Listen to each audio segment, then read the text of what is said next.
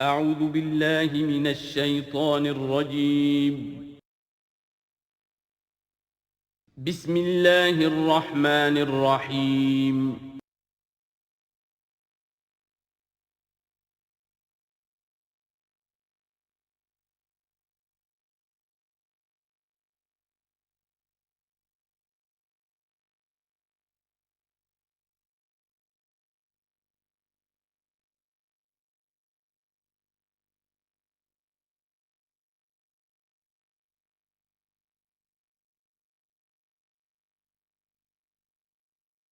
بسم اللہ اولہ و آخرہ۔ سورہ بقرہ کے ترجمے اور مختصر تشریح کے اختتام کے بعد اب ہمیں مکی اور مدنی صورتوں کے اس پہلے گروپ میں جو دو جوڑے مدنی صورتوں کے ہیں ان میں سے پہلے جوڑے کی دوسری صورت کا مطالعہ کرنا ہے۔ یہ سورہ آل عمران ہے۔ جیسا کہ اس سے قبل بھی میں آپ کو بتا چکا ہوں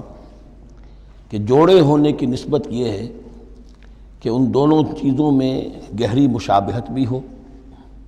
مرد اور عورت بہت مشابہت بھی ہے لیکن کچھ فرق بھی ہو، اور جو فرق ہو وہ ایسا ہو کہ جس سے ایک دوسرے کے لیے کمپلیمنٹری ہو، ایک دوسرے سے مل کر کسی مقصد کی تکمیل ہوتی ہو۔ یہ نسبت زوجیت کی حقیقت ہے۔ اب آپ دیکھیں گے مشابہتیں جو ہیں بہت نمایاں جو سورہ بقرہ میں اور سورہ آل عمران میں ہیں کہ دونوں شروع ہوئی ہیں الف لام میم سے۔ دونوں کے شروع میں قرآن مجید کی عظمت کا بیان ہے، اگرچہ سورہ آل عمران میں اس کے ساتھ ہی تورات اور انجیل کا بیان بھی ہے۔ دونوں کے اختتام پر بڑی عظیم آیات آئی ہیں۔ وہ آیت ہم پڑھ چکے ہیں جو سورہ بقرہ کے اختتام پر آئی ہے، جو کہ ایک عظیم دعا پر مشتمل ہے۔ عظیم ترین دعاؤں میں سے اس کو شمار کیا جا سکتا ہے، ربنا لا تؤاخذنا ان نسینا او اخطانا۔ سورہ آل عمران کے آخری رکوع میں بھی ایک جامع دعا آئی ہے، وہ 3-4 آیتوں میں پھیلی ہوئی ہے اور بڑی جامع دعا ہے۔ پھر جیسے میں نے آپ کو بتایا کہ سورہ بقرہ میں بھی یہ سورۃ الامتین ہے، دو امتوں سے بحث کر رہی ہے، گفتگو کر رہی ہے، خطاب کر رہی ہے۔ یہی معاملہ سورہ آل عمران کا بھی ہے، لیکن یہ فرق ہے کہ سورہ بقرہ میں زیادہ گفتگو ہے یہود کے بارے میں اور سورہ آل عمران میں زیادہ گفتگو ہے نصارہ کے بارے میں۔ تو گویا کہ اس طرح وہ تکمیل ہو رہی ہے کہ اہل کتاب کا جو ایک طبقہ تھا اور اہم تر طبقہ تھا یہود، دینی اعتبار سے ان کی اہمیت زیادہ تھی، چاہے تعداد میں وہ کم تھے اور کم ہے، لیکن یہ کہ دینی اعتبار سے ان کی اہمیت زیادہ رہی ہے۔ دوسرا طبقہ ہے یہ عیسائیوں کا، لیکن یہ کہ ان کا تذکرہ وہاں بہت کم آیا، یہاں آپ کو اس سورہ آل عمران میں زیادہ خطاب ان سے ملے گا۔ پھر جیسے سورہ بقرہ کا پہلا نصف جو ہے وہ 18 رکوعوں پر اور 152 آیات پر مشتمل تھا، اور نصف ثانی جو ہے وہ 22 رکوعوں پر لیکن 134 آیات پر مشتمل تھا، تو تقریباً مساوی دو حصے تھے۔ وہی کیفیت آپ کو یہاں ملے گی، بلکہ یہاں وہ بتمام و کمال ہے، دونوں حصے بہت مساوی ہیں۔ کل 20 رکوع ہیں، 10 رکوع ایک نصف اول میں ہے، 10 رکوع نصف ثانی میں ہے۔ صرف ایک آیت کا فرق ہے کہ پہلے 10 رکوعوں میں 101 آیات ہیں اور دوسرے 10 رکوعوں میں 99 آیات ہیں۔ پھر جیسے وہاں 3 حصے ہیں نصف اول کے، ویسے ہی یہاں بھی 3 حصے ہیں نصف اول کے، لیکن یہاں رکوعوں کی تقسیم نہیں ہے بلکہ آیات کی ہے۔ پہلی 32 آیات میں تمہیدی کلام ہے، جیسے کہ 4 رکوع سورہ بقرہ کے، اگرچہ وہاں روح سخن ابتدا ہی سے یہود کی طرف ہو گیا تھا، یہاں روح سخن ابتدا ہی سے نصارہ کی طرف ہے،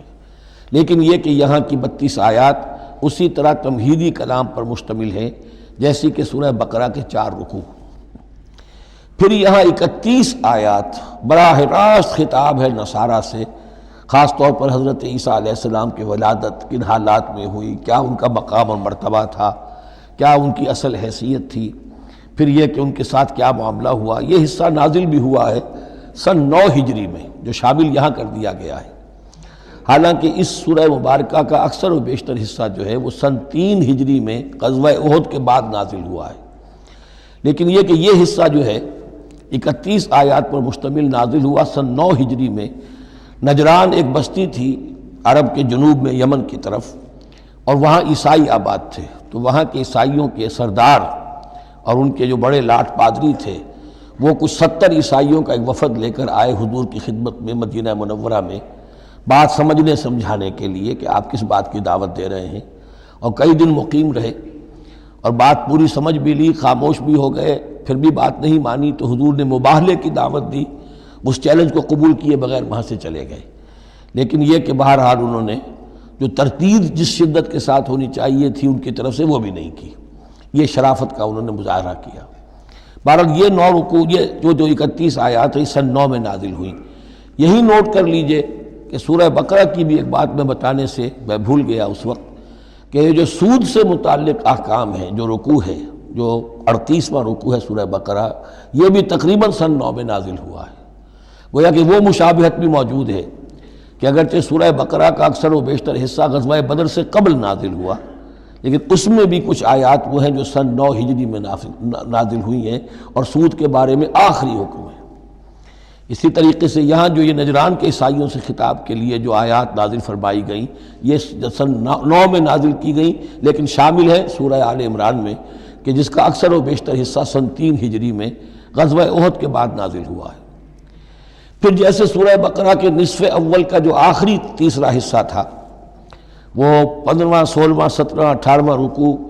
اس میں یہ کہ حضرت ابراہیم کا ذکر تھا، خانہ کعبہ کا ذکر تھا، اسی طریقے سے وہی بات یہاں ملے گی آپ کو۔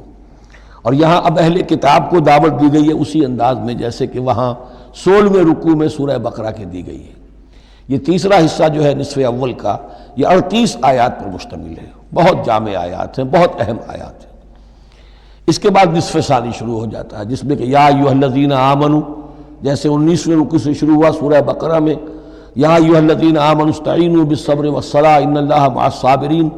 یہاں اب یہ 11واں رکوع جو ہے وہ شروع ہوگا یا ایھا الذین آمنوا اتقوا اللہ حق تقاتہ ولا تموتن الا وانتم مسلمون۔ یہ جو نصف ثانی کے 10 رکوع ہیں، ان کی تقسیم یہاں پر عمودی ہے، افقی نہیں ہے۔ پھر تقسیم کر سکتے ہیں،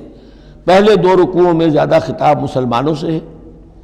اور پھر اگرچہ روئے سخن جو ہے پھر اہل کتاب کی طرف بھی ہے۔ پھر 6 رکوع مسلسل ہیں غزوہ احد کے حالات پر مشتمل، جو مسائل سامنے آئے ان پر تبصرہ، جو مسلمانوں سے غلطیاں ہوئیں ان پر گرفت، آئندہ کے لیے ہدایات۔ تو یہ پورے 60 آیات ہیں تقریباً، اور 6 رکوعوں پر پھیلی ہوئی ہیں۔ یہ سب کے سب یوں سمجھیے کہ قرآن مجید کا ایک مستقل باب ہے، چیپٹر ہے، غزوہ احد اس کا عنوان ہو سکتا ہے، لیکن قرآن میں اس طرح سے چیپٹر بنائے نہیں گئے ہیں، بلکہ یہ صورتیں ہیں کہ جو میں نے جیسا کہ ابتدا میں عرض کیا تھا تعارف قرآن کے ضمن میں، کہ یہ مجموعہ خطبات الہیہ ہے، ایک خطبہ نازل ہو رہا ہے اور اس کے اندر جو مضامین آ رہے ہیں، لیکن ان میں ربط اور ترتیب ہے۔ اس ربط اور ترتیب پر توجہ اب تک کم ہوئی ہے، لیکن اب اس دور میں قرآن حکیم کے علم و معرفت کا یہ پہلو بھی اب زیادہ نمایاں ہوا ہے کہ اس میں بڑا نظم ہے، نظام القرآن، اس کے اندر تنظیم ہے، اس میں آیات کا آپس میں ربط ہے، سورتوں کا سورتوں سے ربط ہے، اور ایسے ہی یہ جو ہے الٹپ کلام نہیں ہے۔ پھر آخری 2 رکوع، وہ ان میں سے ایک تو جو ہے آخری رکوع وہ تو بہت ہی جامع ہے، اور اس میں وہ عظیم دعا بھی آئی ہے، اور فلسفہ ایمان کے بارے میں اہم ترین بحث ہے کہ جو اس مقام پر آئی ہے۔ اور اس طریقے سے، اور جو اس سے پہلے کا رکوع ہے 19واں رکوع، وہ بھی در حقیقت کنکلوڈنگ جس کو کہا جاتا ہے، سم اپ کرتے ہوئے پوری سورہ مبارکہ کے مضامین کو، بڑے جامع مضامین پر مشتمل ہے۔ تو اس طرح آپ دیکھیں گے، اور جگہ جگہ آپ دیکھیں گے کہ بعض اوقات تو الفاظ وہی آ رہے ہیں، وہی انداز ہے۔ وہاں بھی کہا گیا تھا مسلمانوں تم کہو ہم ایمان رکھتے ہیں اللہ پر اور جو کچھ ہم پر نازل کیا گیا اور جو کچھ ابراہیم پر اور اسحاق پر، وہی آپ کو آیات یہاں بھی ملیں گی۔ حضرت ابراہیم کا ذکر وہاں یہاں بھی ملے گا۔ یہود پر ضربت علیہم الذلۃ والمسکنہ والی آیت وہ یہاں بھی آئے گی۔ ذرا ترتیب کا فرق ہے، یہ متشابہ کہلاتے ہیں، قرآن مجید میں متشابہ، اور یہ حفاظ کے لیے مشکل ترین مقام ہوتے ہیں کہ تیزی میں روانی میں وہ اس سے مشابہ جو مقام ہے وہ ادھر منتقل ہو جاتے ہیں۔ لیکن مضامین کے اندر آپ کو اتنی گہری مناسبت نظر آئے گی کہ جس کو میں نے تشبیہ دی ہے زوجیت، کہ ظاہر بات ہے کہ ہر حیوان کا جوڑا جو ہوتا ہے وہ یوں سمجھیے کہ 90% تو ایک دوسرے سے مشابہ ہوں گے، لیکن یہ کہ ان میں 5-10% کا فرق بھی ہوگا، اور وہ فرق بھی ایسا ہوگا کہ جو دونوں کے جمع ہونے سے کوئی نیا مقصد پیدا ہو رہا ہے۔ اس سورہ مبارکہ کا، سورہ آل عمران کا، یہ اور یاد کر لیجئے کہ میں نے آپ کو بتایا تھا کہ نبی اکرم صلی اللہ علیہ وسلم نے ان دونوں صورتوں کو ایک نام دیا ہے۔ جیسے آخری جو دو صورتیں ہیں قرآن مجید کی، ان کو ایک نام دیا گیا معوذتین، قل اعوذ برب الفلق قل اعوذ برب الناس۔ ان دونوں صورتوں کو ایک نام دیا گیا الزہراوین، دو نہایت تابناک اور روشن صورتیں۔ تو یہ اس میں تمہیدی کلام میں بس اسی پر اکتفا کر کے اب ہم آگے مطالعہ شروع کرتے ہیں۔ اعوذ باللہ من الشیطان الرجیم، بسم اللہ الرحمن الرحیم، الف لام میم، اللہ لا الہ الا هو الحی القیوم، نزل علیک الکتاب بالحق مصدقا لما بین یدیہ وانزل التوراة والانجیل من قبل هدى للناس وانزل الفرقان ان الذين كفروا بآيات الله لهم عذاب شديد والله عزيز ذو انتقام صدق الله العظيم۔ رب اشرح لي صدري ويسر لي امري واحلل عقدة من لساني يفقهوا قولي۔ اللهم ربنا الهمنا رشدنا واعذنا من شرور انفسنا، اللهم ارنا الحق حقا وارزقنا اتباعه وارنا الباطل باطلا وارزقنا اجتنابه، اللهم وفقنا لما تحب وترضى، اللهم ربنا آنس وحشتنا في قبورنا وارحمنا بالقرآن العظيم، اللهم اجعله لنا إماما ونورا وهدى ورحمة، اللهم ذكرنا منه ما نسينا وعلمنا منه ما جهلنا وارزقنا تلاوته آناء الليل وآناء النهار واجعله لنا حجة يا رب العالمين آمین۔ الف لام میم یہ حروف مقطعات ہیں جن کے بارے میں اجمالی گفتگو سورہ بقرہ کے آغاز میں ہم کر چکے ہیں۔ اللہ لا الہ الا هو الحی القیوم، یہ الفاظ آیت الکرسی کے آغاز میں سورہ بقرہ میں آ چکے ہیں۔ ایک بات نوٹ کر لیجئے کہ ایک حدیث میں آتا ہے کہ اللہ کا ایک اسم اعظم ہے کہ جس کے حوالے سے اگر کوئی چیز اللہ سے مانگی جائے تو وہ ضرور دیتا ہے، لیکن اس کو حضور نے بتایا نہیں کہ وہ اسم اعظم کون سا ہے۔ کچھ اشارے کیے، جیسے رمضان میں ایک شب ہے لیلۃ القدر جو 1000 مہینوں سے افضل ہے، تعین کے ساتھ نہیں بتایا وہ کون سی، تاکہ تلاش کرو، زیادہ ذوق و شوق کا معاملہ ہو۔ لیکن جو اشارات آپ نے کیے ہیں اس سے اندازہ ہوتا ہے، چونکہ یہ فرمایا گیا کہ یہ 3 صورتوں میں ہے، سورہ بقرہ میں، سورہ آل عمران میں اور سورہ طٰہٰ میں، وہ الفاظ الحی القیوم جو مشترک ہیں، سورہ بقرہ میں آیت الکرسی میں آئے ہیں، آل عمران میں یہاں دوسری آیت میں موجود ہیں، اور سورہ طٰہٰ کے بھی شروع کے اندر موجود ہیں۔ نزل علیک الکتاب بالحق، اس نے نازل فرمائی ہے، اس اللہ نے جس کے سوا کوئی معبود نہیں، جو الحی ہے القیوم ہے۔ اس میں اشارہ ہو رہا ہے اس کلام کی عظمت کی طرف کہ جان لو یہ کلام کس کا ہے، کس نے اتارا ہے۔ نزل علیک الکتاب بالحق، اس نے نازل فرمائی ہے یہ کتاب اے نبی آپ پر حق کے ساتھ، اور یہاں نوٹ کیجیے نزلہ ہے، نزلہ ینزل تنزیلا، انزلہ نہیں آیا ہے، مصدقا لما بین یدیہ، اور یہ تصدیق کرتے ہوئے آئی ہے اس کی جو اس کے سامنے موجود ہے،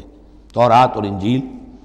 اور یہ کہ 2 اعتبارات سے تصدیق ہے کہ یہ قرآن تصدیق کرتا ہے ان کی کہ وہ اللہ کی کتابیں تھیں جن میں تحریف ہو گئی،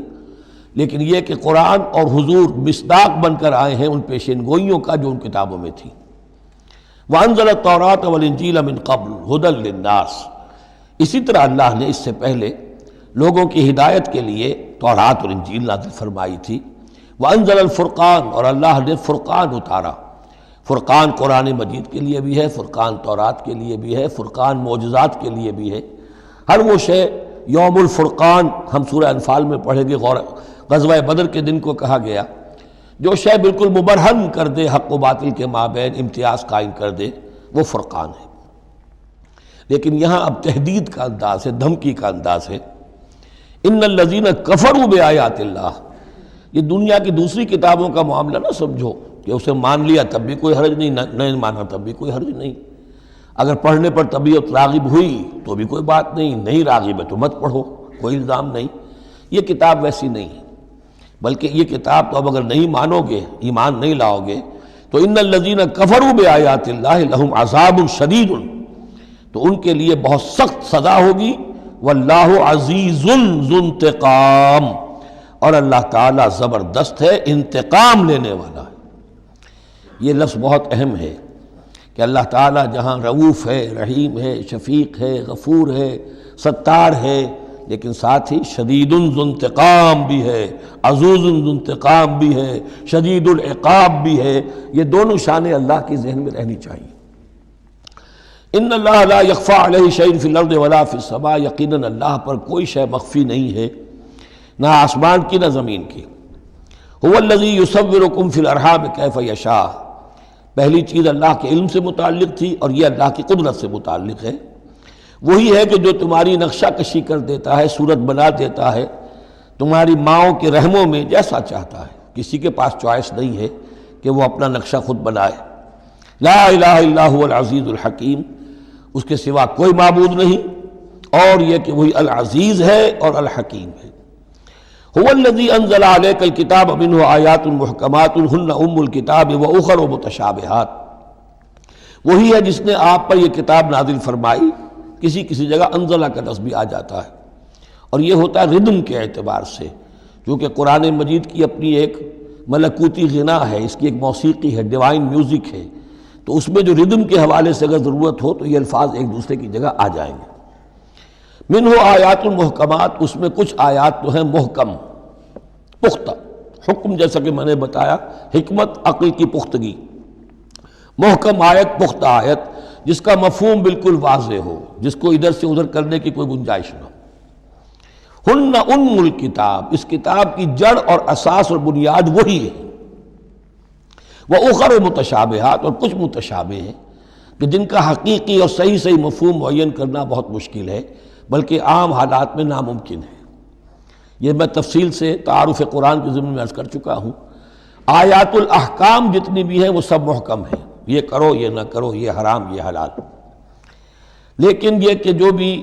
آیات ہیں کہ جن میں بحث ہے عالم غیب سے، اللہ کی ذات و صفات، کیا تصور کریں؟ اللہ کا ہاتھ، اللہ کا چہرہ، اللہ کی کرسی، اللہ کا عرش، کیا تصور کریں؟ اسی طریقے سے فرشتے، عالم غیب کی شیئیں، عالم برزخ قبر میں کیا ہوتا ہے، اسی طرح عالم آخرہ جنت اور دوزخ کی اصل حقیقتیں ہم نہیں سمجھ سکتے، اس میں ہمارے ذہن کے قریب لا کر کچھ باتیں بتا دی گئی ہیں۔ ما لا یدرک کلہ لا یترک کلہ، اجمالی تصور قائم ہو جانا چاہیے، اس کے بغیر تو راستہ سیدھا رہے گا نہیں آدمی کا، لیکن ان کی تفاصیل میں نہیں جانا چاہیے۔ تو دوسرے درجے میں نے آپ کو بتایا تھا کہ کچھ فزیکل فینومینا بھی، یہ بھی ایک وقت تک رہے ہیں آیات متشابہات میں سے، لیکن رفتہ رفتہ جیسے یہ سائنس کا علم بڑھتا چلا جا رہا ہے، ان میں سے بہت سی چیزیں اب محکم ہو کر سامنے آ رہی ہیں۔ تو یہ گویا کہ شفٹنگ سینڈز کے مانند ہے کہ ان میں سے جو چیزیں، بہت سی چیزیں واضح ہو گئیں جو پہلے واضح نہیں تھیں، لیکن اب بھی بعض چیزیں ہیں، جیسے میں نے عرض کیا 7 آسمان سے کیا مراد ہے کہ جو واضح نہیں ہے ہم پر، لیکن ہمارا یقین ہے کہ انشاءاللہ وہ وقت آئے گا کہ انسان سمجھ لے گا کہ ہاں یہی بات صحیح تھی اور یہی تعبیر صحیح تھی۔ هو الذی انزل علیک الکتاب منہ آیات محکمات ہن ام الکتاب، یہ بہت اہم ہے، اصل جو ہے جڑ کتاب کی، اس لیے کہ کتاب کے بارے میں عرض کر چکا ہوں کہ وہ ہے مجموعہ احکام۔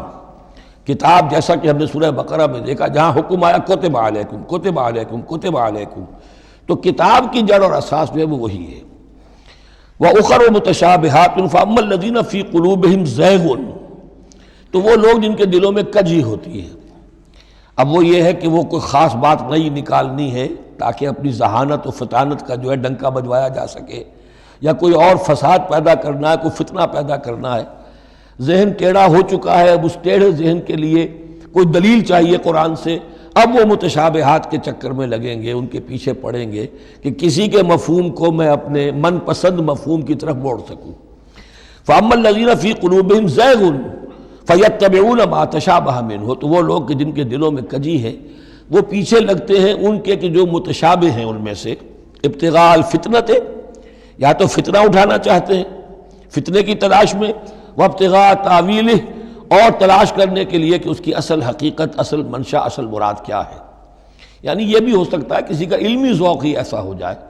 اور یہ بھی ہو سکتا ہے کہ ایک شخص کی فطرت میں کجی ہو۔ وما یعلم تاویلہ الا اللہ، حالانکہ ان کا حقیقی مفہوم اللہ کے سوا کوئی نہیں جانتا۔ والراسخون فی العلم یقولون، اور جو لوگ علم میں راسخ ہیں، پختہ ہیں، جن کی جڑیں گہری ہو چکی ہیں علم میں، وہ کیا کہتے ہیں؟ یقولون آمنا بہ کل من عند ربنا، ہم ایمان لائے اس کتاب پر، قرآن پر، یہ کل کا کل ہمارے رب کی طرف سے ہے۔ جو بات صاف سمجھ میں آ گئی ہے اس پر عمل کریں گے، جو بات پوری طرح سمجھ میں نہیں آ رہی ہے انتظار کریں گے، لیکن یہ اجمالی یقین رکھیں گے کہ یہ ہے اللہ کی کتاب۔ آمنا بہ کل من عند ربنا وما یذکر الا اولو الالباب، لیکن یہ صحیح روش اور یہ نصیحت نہیں حاصل کر سکتے مگر وہی کہ جو ہوش مند ہیں، عقل مند ہیں۔ اور سب سے بڑی ہوش مندی یہ ہے کہ انسان اپنی عقل کی لیمیٹیشنز کو جان لے،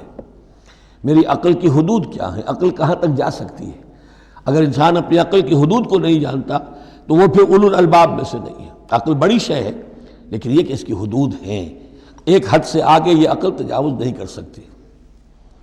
گزر جا عقل سے آگے کہ یہ نور چراغ راہ ہے، منزل نہیں ہے۔ منزل تک پہنچانے والی شے جو ہے وہ عقل نہیں ہے، وہ قلب پہنچائے گا، لیکن یہ کہ بہرحال عقل ایک روشنی دیتی ہے، حقیقت کی طرف اشارے کرتی ہے۔ ربنا لا تزغ قلوبنا بعد اذ ہدیتنا، اور ان کا یہ قول ہوتا ہے اولو الالباب کا، اے رب ہمارے دلوں کو کج نہ ہونے دیجو اس کے بعد کہ تو نے ہمیں ہدایت دے دی ہے۔ وہب لنا من لدنک رحمہ، اور ہمیں تو خاص اپنے خزانہ فضل سے رحمت عطا فرما، انک انت الوہاب، یقیناً تو ہی سب کچھ دینے والا ہے، تیری ہی بارگاہ سے ملے گا۔ ربنا انک جامع الناس لیوم لا ریب فیہ، اے رب ہمارے یقیناً تو جمع کرنے والا ہے لوگوں کو اس دن جس دن میں کوئی شک نہیں ہے، قیامت کا دن، یوم القیامہ۔ ان اللہ لا یخلف المیعاد، یقیناً اللہ تعالیٰ اس وعدے کے خلاف نہیں کرے گا، اپنے وعدے کی خلاف ورزی نہیں کرتا، لہذا جو اس نے بتایا ہے کہ وہ دن آئے گا وہ آ کر رہے گا۔ ان الذین کفروا لن تغنی عنہم اموالہم ولا اولادہم من اللہ شیئا، اب یہ ذرا تحدی کا انداز ہے، چیلنج کا انداز ہے۔ زمانہ نزول کے اعتبار سے آپ نے نوٹ کر لیا کہ یہ سن 3 میں نازل ہو رہی ہے سورہ مبارکہ غزوہ احد کے بعد، لیکن یہ کہ یہ رکوع جو ہے اس کے بارے میں گمان غالب ہے کہ یہ غزوہ بدر کے بعد نازل ہوئی ہے۔ غزوہ بدر جو ہے اس میں ایک طرف مسلمانوں کو بڑی زبردست فتح حاصل ہوئی تھی تو مسلمانوں کا مورال بہت بلند تھا، لیکن ایسی روایات بھی ملتی ہیں کہ جب مسلمان بدر سے کامیاب ہو کر، غازی بن کر، فتح یاب ہو کر واپس آئے تو جو یہودی قبیلے تھے مدینے کے، ان میں سے بعض لوگوں نے کہا کہ مسلمانوں اتنا نہ اتراؤ، یہ کچھ قریش کے ناتجربہ کار چھوکرے تھے جن سے تمہارا مقابلہ پیش آیا ہے، اگر ہم سے کبھی بات اس کا مقابلہ پیش آیا تو معلوم ہوگا، تب دن میں تارے نظر آئیں گے وغیرہ وغیرہ۔ تو اس پس منظر میں یہ الفاظ کہے جا رہے ہیں کہ نہیں، تمام کفار اسی طریقے سے آخر کار زیر ہوں گے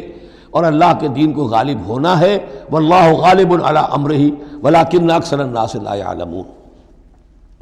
ان الذین کفروا لن تغنی عنہم اموالہم ولا اولادہم من اللہ شیئا، یقیناً جن لوگوں نے کفر کی روش اختیار کی ہرگز نہ بچا سکیں گے انہیں، نہ ان کے مال نہ ان کی اولاد اللہ سے کچھ بھی۔ وَأُولَٰئِكَ هُمْ وَقُودُ النَّارِ، اور وہ تو سب کے سب آگ کا ایندھن بنیں گے۔ کداب آل فرعون، تمہاری تو حیثیت ہی کیا ہے، چپندی کا شوربہ۔ آل فرعون کا معاملہ یاد کرو، ان کے ساتھ کیا ہوا تھا، شہنشاہ اور بڑے لاؤ لشکر والا، وفرعون ذی الاوتاد، کداب آل فرعون والذین من قبلہم، اور اسی پر کیا اس سے پہلے ثمود اور عاد جیسی قومیں زبردست جو ہیں اسی جزیرہ نما عرب میں رہی ہیں۔ کذبوا بآیاتنا، انہوں نے بھی ہماری آیات کو جھٹلایا تھا۔ فاخذہم اللہ بذنوبہم، تو اللہ نے پکڑا ان کو ان گناہوں کی پاداش میں۔ واللہ شدید العقاب، اور اللہ سزا دینے میں بہت سخت ہے۔ قل للذین کفروا، اے نبی کہہ دیجئے ان لوگوں سے جو کفر کی روش اختیار کر رہے ہیں، ستغلبون وتحشرون الی جہنم، تم سب کے سب مغلوب ہو کر رہو گے، دنیا میں مغلوب ہوگے اور پھر جہنم کی طرف گھیر کر لے جائے جاؤ گے۔ وبئس المہاد، اور وہ بہت برا ٹھکانہ ہے۔ قد کان لکم آیۃ فی الفئتین التقطا، تمہارے لیے ایک نشانی آ چکی ہے ان دو گروہوں میں جو آپس میں جنہوں نے جنگ کی، یعنی بدر کی جنگ ہوئی، اس میں ایک طرف مسلمان تھے، ایک طرف مشرکین مکہ تھے، تمہارے لیے نشانی موجود ہے۔ قد کان لکم آیۃ فی فئتین التقطا فئۃ تقاتل فی سبیل اللہ، اس میں سے ایک جماعت وہ تھی، ایک گروہ وہ تھا جو اللہ کی راہ میں جنگ کر رہا تھا، وأخری کافرۃ، اور دوسرا گروہ جو ہے وہ کافر تھا، یرونہم مثلیہم رأی العین، وہ دیکھ رہے تھے اپنی آنکھوں سے کہ ان سے دگنے ہیں۔ اب اس کے کئی معنی کیے گئے ہیں، ایک یہ بھی ہے کہ مسلمانوں کو تو کھلا نظر آ رہا تھا کہ ہم سے دگنی فوج ہے، بلکہ 3 گنی تھی۔ بعض روایات میں ایسا بھی آتا ہے کہ اللہ تعالیٰ نے کفار پہ ایسا رعب طاری کر دیا تھا غزوہ بدر میں کہ انہیں نظر یہ آ رہا تھا کہ مسلمان ہم سے دگنے ہیں۔ تو ایسا ہو جاتا ہے، انسان کی سماعت اور بصارت پر ایسا اثر ہو جائے، تو اللہ تعالیٰ نے یہ کیا، وہ بھی بعض روایات ہیں۔ واللہ یؤید بنصرہ من یشاء، اور اللہ تائید فرماتا ہے اپنی نصرت سے جس کی چاہتا ہے۔ ان فی ذلک لعبرۃ، اس میں یقیناً ایک عبرت ہے، سبق آموزی ہے، لأولی الابصار، لیکن یہ عبرت اور سبق آموزی صرف ان کے لیے ہوتی ہے کہ جو آنکھیں رکھتے ہوں، جن کے اندر جو ہے دیکھنے کی صلاحیت موجود ہو۔ اب یہ آج بڑی اہم آ رہی ہے فطرت انسانی کے اعتبار سے۔ ظاہر بات ہے کہ چونکہ یہاں خاص طور پر میں نے عرض کیا تھا کہ یہود کی طرف ایک جو ہے وہ ایک روح سخن موجود ہے اہل کتاب کی طرف، اور اس واقعے کے اندر تو خاص طور پر جن لوگوں کے اندر کہ یہ دنیا کی محبت زیادہ شدید ہوتی ہے، تو اس کا ایک اثر بتا رہے ہیں کہ یہ واقعتاً اللہ نے فطرت انسانی میں رکھی ہے، اس لیے کہ یہ دنیا جو ہے اسے اللہ نے چلانا ہے، اس کی رونقیں رکھنی ہے جب تک اس کی مرضی ہے، قیامت تک تو اسے آباد رکھنا ہے۔ اولاد پیدا ہوگی تو دنیا قائم رہے گی، نسل چلے گی، مرد اور عورت کی ایک دوسرے کے ساتھ کشش ہوگی تو اولاد پیدا ہوگی، اور یہ تمام چیزیں جو ہیں، دولت کی کوئی طلب ہوگی تو آدمی محنت کرے گا، مشقت کرے گا، کمائے گا، تو اس لیے یہ چیزیں فطرت انسانی میں ہیں، یہ بیسک اینیمل انسٹنکٹس ہیں۔ بس ضرورت اس بات کی ہوتی ہے کہ ان انسٹنکٹس کو دبا کر رکھا جائے، اللہ کی محبت، اللہ کی شریعت کو اس سے بالا تر رکھا جائے، بس یہ نہیں ہے کہ ان کو ختم کر دیا جائے۔ سیلف اینیہیلیشن اسلام میں نہیں ہے، یہ رہبانیت ہے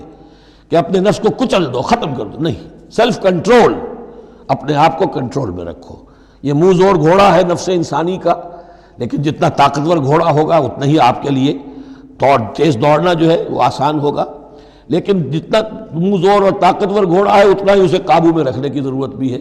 ورنہ اگر اس کے رحم و کرم پر سوار آ گیا تو جہاں چاہے گا پٹخنی دے دے گا۔ تو اس اعتبار سے سیلف کنٹرول ہو، گھوڑا پورا قابو میں ہو۔ البتہ یہ ہے کہ سیلف کو، اپنے نفس کو، اس کو کچل ڈالنا، سیلف اینیہیلیشن، یہ اسلام میں نہیں۔ زین للناس حب الشہوات من النساء، مزین کر دی گئی ہے لوگوں کے لیے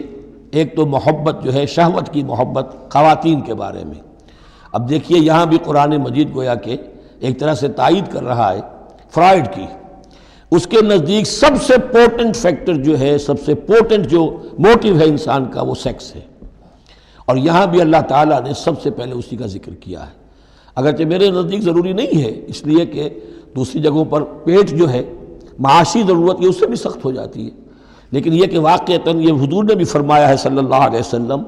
ما ترکت بعدی فتنة اضر علی الرجال من النساء، میرے بعد اب مردوں کے لیے عورتوں کے فتنے سے بڑا فتنہ اور کوئی نہیں ہے۔ ان کی محبت جو ہے وہ انسان کو کہاں سے کہاں لے جاتی ہے۔ بلعام بن باورہ یہود کے اندر ایک بہت بڑا عالم اور فاضل شخص تھا، ایک عورت کے چکر میں آ کر اور وہ شیطان کا پیرو بن گیا، وہ قصہ آئے گا سورہ اعراف کے اندر۔ تو واقعہ یہ ہے، لیکن ایک فطرت کے اندر ہے تو صحیح، محبت تو ہے۔ زین للناس حب الشہوات من النساء والبنین، اور بیٹے، انسان کو بہت پسند ہے بیٹے ہوں، اس کا نام چلتا رہے، بڑھاپے کا سہارا بنے، والقناطیر المقنطرۃ من الذهب والفضہ، اور یہ کہ خزانے ہوں جمع کیے ہوئے سونے کے اور چاندی کے، والخیل المسومۃ، اور گھوڑے ہوں بڑے نسل والے گھوڑے جو ہیں جن پر کے نشان لگے ہوئے ہوتے ہیں، پیڈگری ہوتی ہے ان کی، والانعام، اور مویشی ہوں، مال جو ہے پنجاب میں اور سرائکی کے علاقے میں مال کہتے ہی جانوروں کو ہیں، ان حیوانات کو ہیں مال مویشی، والانعام والحرث، اور کھیتی۔ ذالک متاع الحیات الدنیا، بس جو نقطۂ اعتدال ہے وہ یہ ہے کہ جان لو یہ ساری چیزیں اس دنیا کی زندگی کا ساز و سامان ہے، اس زندگی کے لیے ضروریات کی حد تک ان سے فائدہ اٹھانا، اس میں کوئی بری بات نہیں، لیکن واللہ عندہ حسن المآب، لیکن اللہ کے پاس ہے اچھا لوٹنا، وہ جو ہے جو اللہ کے پاس ہے اس کے مقابلے میں یہ کچھ بھی نہیں۔ اگر یہ ایمان بالآخرہ ہے تو پھر تو انسان ان تمام چیزوں کو، اپنے تمام جذبات و میلانات کو ایک حد کے اندر رکھے گا، اس سے آگے نہیں آنے دے گا۔ لیکن اگر ان میں سے کوئی ایک شے بھی اتنی زوردار ہو گئی اس کی محبت کہ آپ کے دل کے اوپر اس کا قبضہ ہو گیا تو بس آپ گئے، اب وہی ند ہے، وہی اب آپ کا معبود ہے، چاہے وہ دولت ہو، چاہے وہ کوئی اور شے ہو، وہ اب آپ کا معبود بن جائے گی۔ قُلْ أَنَبِّئُكُم بِخَيْرٍ مِّن ذَلِكُم، ان سے کہیے کہ کیا میں تمہیں بتاؤں کہ ان تمام چیزوں سے بہتر شے کون سی ہے؟ لِلَّذِينَ اتَّقَوْا عِندَ رَبِّهِمْ جَنَّاتٌ تَجْرِی مِن تَحْتِهَا الْأَنْہَارُ خَالِدِینَ فِیہَا، وہ لوگ کہ جو اپنے رب کا تقوی اختیار کرتے رہے۔ تقوی یہی ہے کہ اپنے نفس کا بھی حق ہے دو، اِنَّ لِنَفْسِکَ عَلَیکَ حَقًّا، لیکن ناجائز راستے سے نہیں۔ تمہارے پیٹ کا بھی حق ہے، اس کا ادا کرو، لیکن عقل حلال سے۔ تمہاری اولاد کا تم پر حق ہے،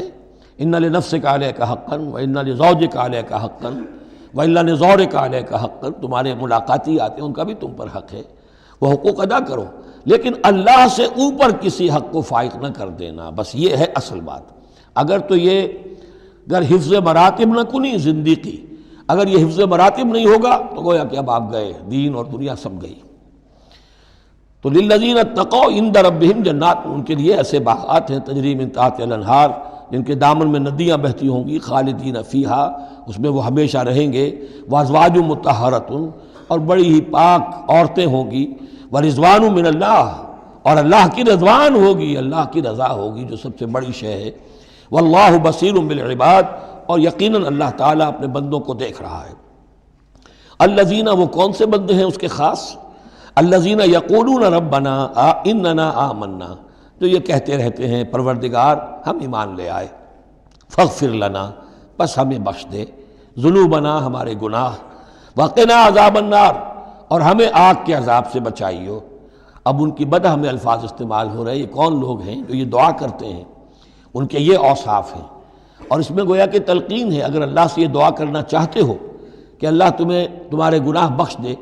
اور تمہیں جہنم کے عذاب سے بچائے، تو یہ اوصاف اپنے اندر پیدا کرو۔ الصابرین والصادقین والقانتین والمنفقین والمستغفرین بالاسحار، صبر کرنے والے اور راست باز، راست بازی میں راست گوئی بھی ہے، راست کردار بھی ہے، عمل بھی آپ کا صحیح صحت پر ہو، درستی پر ہو، اور قول بھی صحیح اور درست ہو۔ والقانتین، فرما بردار، والمنفقین، اللہ کی راہ میں خرچ کرنے والے، والمستغفرین بالاسحار، اور جو جس کو آپ کہتے ہیں small hours of the morning, وہ جو سحر کا وقت ہے، سحری کا وقت ہے، اس میں استغفار کرنے والے۔ ایک تو نمازیں ہیں جو 5 نمازیں ہیں، لیکن خاص وہ وقت جو ہے اس میں جب کہ فرمایا گیا ہے کہ رات کے آخری حصے میں اللہ تعالیٰ نزول فرماتا ہے سمائے دنیا تک، اور پھر ایک ندا ہوتی ہے، حل من مستغفر فاغفر لہ، حل من سائل فاعطیہ، ہے کوئی استغفار کرنے والا کہ میں اسے معاف کر دوں، ہے کوئی کچھ مانگنے والا کہ میں اسے عطا کر دوں۔ ہم تو مائل بکرم ہے، کوئی سائل ہی نہیں، راہ دکھلائیں کسے، رہرو منزل ہی نہیں۔ شاہد اللہ انہ لا الہ الا ہوا والملائکۃ واولو العلم قائما بالقسط، اللہ خود گواہ ہے کہ اس کے سوا کوئی معبود نہیں، سب سے بڑی گواہی تو اللہ کی ہے، والملائکۃ، اور سارے فرشتے گواہ ہیں، واولو العلم، اور اولو العلم بھی اس پر گواہ ہیں۔ یہ اولو العلم جو ہے، اولو الالباب، اولو العلم الذین یعقلون، یہ وہ لوگ ہیں کہ جو ان کائناتی آیات کے حوالے سے اللہ کو پہچان لیتے ہیں اور اس کو مان لیتے ہیں کہ وہی معبود برحق ہے۔ جو ہم نے 20ویں رکوع کی پہلی آیت پڑھی تھی سورہ بقرہ کی، ان فی خلق السماوات والارض واختلاف اللیل والنہار والفلک التی تجری فی البحر بما ینفع الناس، اور یہ تمام بہت سے فینومینا آف دی نیچر بیان کر کے لآیات لقوم یعقلون، تو جو یعقلون ہیں، جو اولو الالباب ہیں، اولو العلم ہیں، وہ بھی گواہ ہیں کہ اللہ کے سوا کوئی معبود نہیں۔ لیکن یہاں جو اہم ترین لفظ ہے وہ اب آ رہے ہیں، قائما بالقسط، وہ قسط اور عدل کا قائم کرنے والا ہے۔ وہ جو میں نے کل عرض کیا تھا کہ ہم بھی سمجھتے ہیں کہ اللہ عدل قائم کرتا ہے اور عدل کرے گا، البتہ یہ کہ اہل سنت کے نزدیک یہ کہنا جو ہے سوء ادب ہے کہ اللہ پر عدل کرنا واجب ہے، اللہ پر کسی شے کا وجوب نہیں، لیکن اللہ کو عدل پسند ہے، اللہ کو، اللہ یحب المقسطین، اللہ خود بھی عدل فرمائے گا، لا الہ الا هو العزیز الحکیم، اس کے سوا کوئی معبود نہیں ہے، وہ زبردست ہے، کمال حکمت والا۔ ان الدین عند اللہ الاسلام، دین تو اللہ کے نزدیک پسندیدہ اور اللہ تعالیٰ کے ہاں منظور شدہ دین ایک ہی ہے، اور وہ الاسلام ہے۔ یہ صورت اس اعتبار سے، اور یہ بھی سورہ بقرہ اور سورہ آل عمران کے حوالے سے آپ سمجھ لیجئے، سورہ بقرہ میں ایمان پر زیادہ زور ہے۔ آمن الرسول بما انزل الیہ من ربہ، ایمانیات، شروع میں بھی ایمانیات، درمیان میں آیا بر میں ایمانیات۔ اس سورہ مبارکہ میں اسلام پر زیادہ زور ہے۔ اب ان دونوں میں بھی ایک نسبت ہے خاص، جس کو بھی تفصیل میں جانے کا موقع نہیں ہے۔ ان الدین عند اللہ الاسلام، آگے چل کر آیت آئے گی وَمَن يَبْتَغِ غَيْرَ الْإِسْلَامِ دِينًا فَلَن يُقْبَلَ مِنْهُ، اگر کوئی شخص اسلام کے سوا کسی دین کو قبول کرے گا، وہ اس کی جانب اللہ کے ہاں منظور نہیں ہوگا۔ وَمَا اخْتَلَفَ الَّذِينَ أُوتُوا الْكِتَابَ إِلَّا مِن بَعْدِ مَا جَاءَهُمُ الْعِلْمُ بَغْيًا بَيْنَهُمْ، یہ اسلام ہمیشہ سے چلا آ رہا ہے، حضرت آدم سے اسلام چلا آ رہا ہے۔ یہ وہی آیات جو تھی، آیت الاختلاف، اس کا گویا کہ خلاصہ آ گیا۔ اور جن لوگوں نے اختلاف کیا ہے، یہ پگڈنڈیاں نکالی ہیں، غلط راستوں پر مڑ گئے ہیں، تو یہ اس کے بعد کہ ان کے پاس علم آ چکا تھا، اور اصل سبب بغیم بینہم، ضدم ضدہ، دی ارج ٹو ڈومینیٹ۔ ومن یکفر بآیات اللہ، اور جو کوئی اللہ کی آیات کا انکار کرتا ہے، فإن اللہ سریع الحساب، تو اللہ تعالیٰ کو حساب لیتے دیر نہیں لگے گی، وہ بڑی تیزی کے ساتھ حساب لے لے گا۔ فإن حاجوک، پھر اے نبی اگر یہ آپ سے محاجہ کرتے ہیں، حجت بازی کرتے ہیں، دلیل بازی کرتے ہیں، مناظرے کرتے ہیں، فقل، تو آپ تو آخری بات کہہ دیجئے دو ٹوک، فقل اسلمت وجہی للہ ومن اتبعنی، دیکھو بھائی میں نے تو اپنا چہرہ اللہ کے سامنے جھکا دیا ہے، اور انہوں نے بھی جو میرا اتباع کر رہے ہیں، ہم نے ایک راستہ اختیار کر لیا، لکم دینکم ولی دین، ہمارا یہ راستہ، تم جدھر جانا چاہتے ہو جاؤ، جس پگڈنڈی پر مڑنا چاہتے ہو چلے جاؤ، جس کھائی میں گرنا چاہتے ہو جاؤ، دفع ہو جاؤ۔ فقل اسلمت وجہی للہ ومن اتبعنی وقل للذین اوتوا الکتاب والامیین، اور اے نبی کہہ دیجئے ان دونوں سے، ان سے بھی کہ جنہیں کتاب دی گئی تھی پہلے، یعنی یہود اور نصارہ، والامیین، اور ان سے بھی کہہ دیجئے کہ جو مشرکین عرب ہیں ابھی بقیہ عرب میں، اسلمتم، تم بھی اسلام لاتے ہو یا نہیں، تابع ہوتے ہو کہ نہیں، اللہ کے سپرد اپنے آپ کو کرتے ہو کہ نہیں، فَإِنْ أَسْلَمُوا فَقَدِ اهْتَدَوْا، اگر وہ بھی اسی طریقے سے اسلام لے آئیں تو ہدایت پر ہو جائیں گے۔ وَإِنْ تَوَلَّوْا فَإِنَّمَا عَلَيْكَ الْبَلَاغُ، پھر اگر وہ رخ پھیر لیں، منہ موڑ لیں، تو اے نبی آپ پر کوئی ذمہ داری نہیں ہے سوائے پہنچا دینے کی۔ اعلیٰ کو یہاں پھر پہچان، انما علیک البلاغ، آپ کے ذمہ ہے پہنچا دینا، آپ نے ہمارا پیغام پہنچا دیا، ہماری دعوت ان تک پہنچا دی، ہماری آیات انہیں پڑھ کر سنا دی، اب آگے چوائس ان کا ہے، آپ پر ذمہ داری نہیں ہے کہ یہ لوگ ایمان کیوں نہیں لائے۔ وَلَا تُسْأَلُوا عَنْ أَصْحَابِ الْجَحِيمِ، یہ سورہ بقرہ میں ہم پڑھائے ہیں۔